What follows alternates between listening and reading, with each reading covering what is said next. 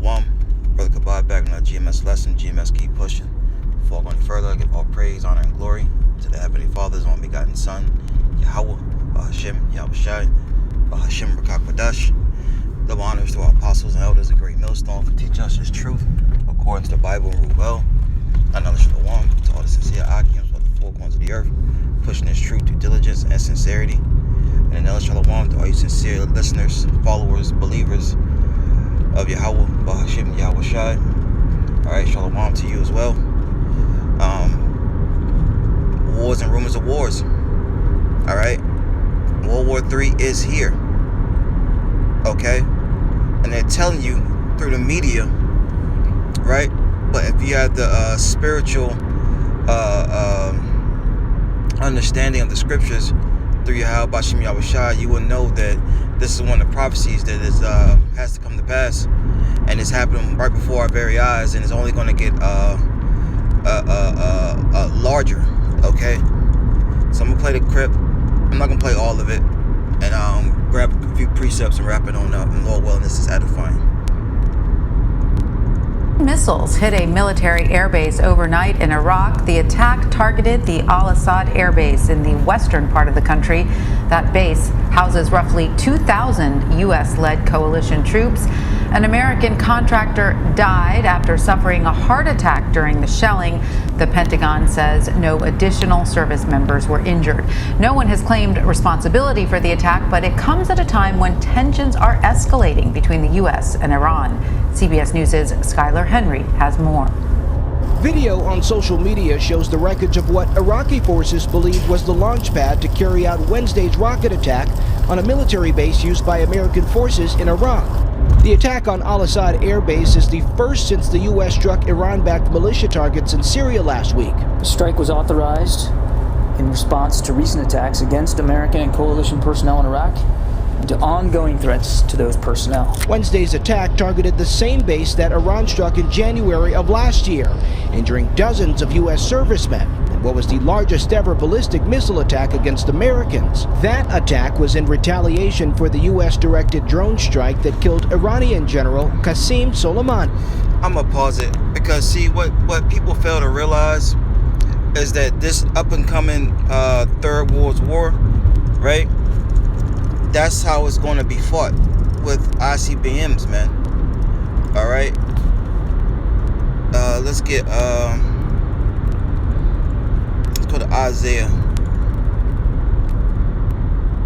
9:5.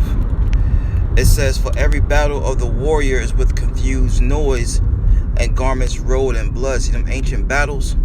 Those ancient wars was fought with, metal swords, shields, bows and arrows, okay?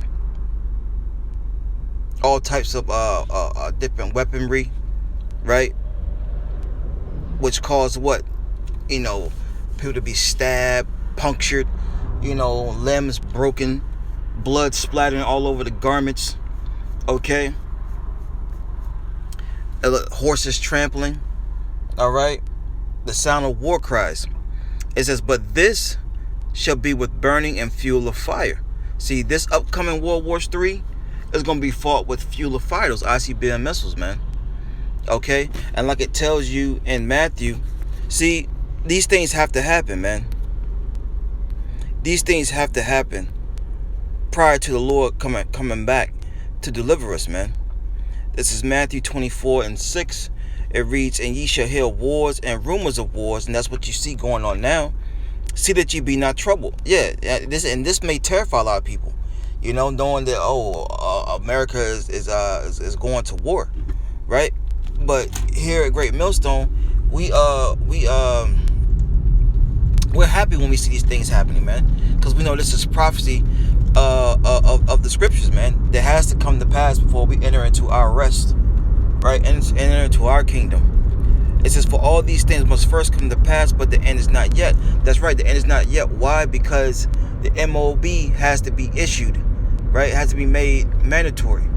Okay, so we know that this is just part of the puzzle pieces that has to fit into place, right? Before the whole puzzle is put together.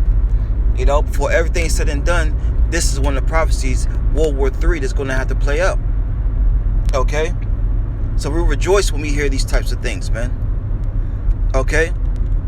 We rejoice. And that's how you know who the true prophets is, man. You know? Start with I had apostles and elders at great millstone on down.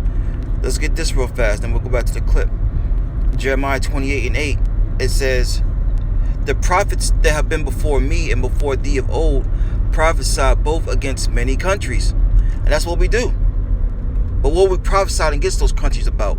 It says against great kingdoms of war and of evil and of pestilence. And that's what we're telling you that's coming to America, man. Because America is spiritually Rome, Egypt, and Babylon, man. Okay? And the Lord has a controversy with Babylon, man. Alright?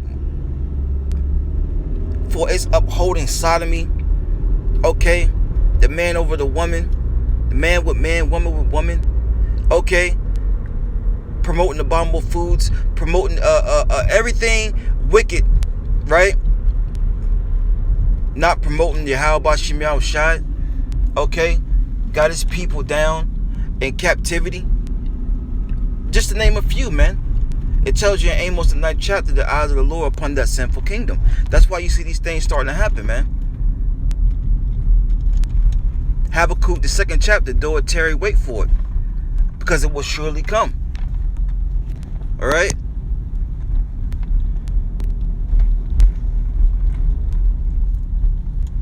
The Pentagon says the base's missile defensive systems engaged during the attack, and there are no reports of any injuries to U.S. service members. However, one American civilian contractor died of a heart attack.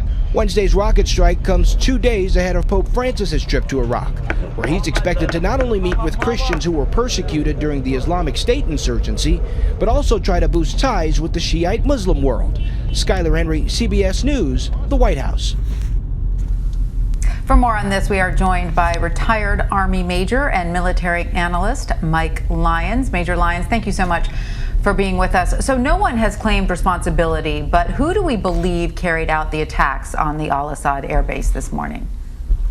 We believe the attacks were taken place by Iraqi militia units that are currently stationed inside of Syria on the Syrian border. It's about 100 miles or so to the Al-Assad air base there, and they conduct what's called a raid. And what they do is they cross the border, they transpose across a very austere desert, and they're able to move under stealth and get close enough where they fire only rockets, which are fundamentally harassing and interdiction type fires. They're not necessarily designed to create a lot of destruction, but they're designed to cause a lot of terror. But we believe that these are these Iraqi militia groups that are supported by the Iranians, where they get their funding from, and then once they're done, they find their way back across the Syrian border.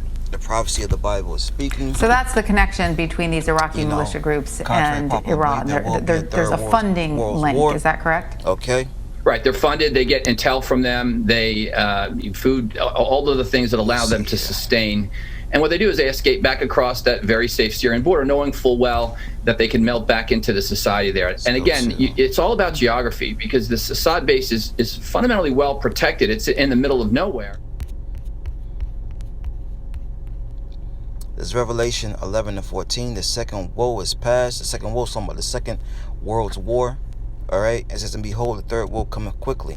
And you are living in the times of the end, man. All right. We are living in the times of the end of what? This man's rulership, Esau eating the so-called white man. Till next time I say, Shalom.